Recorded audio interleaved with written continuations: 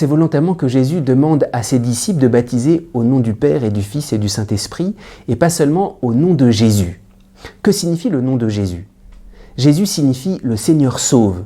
C'est pour ça que lorsque l'ange annonce à Joseph la nativité du Christ, il lui dit « Tu l'appelleras du nom de Jésus, car c'est lui qui sauvera son peuple de ses péchés ».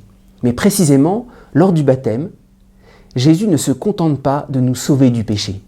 Lors du baptême, Jésus nous introduit dans son plus grand secret, dans sa communion avec le Père. Jésus nous introduit dans la très sainte Trinité, alors même que nous sommes pécheurs.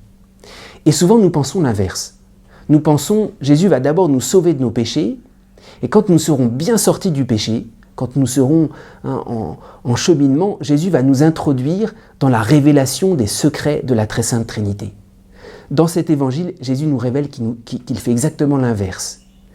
Alors même que nous sommes pécheurs, il veut nous dévoiler tout de suite le secret de son lien avec ce Père, son plus grand secret, le mystère même de la très sainte Trinité.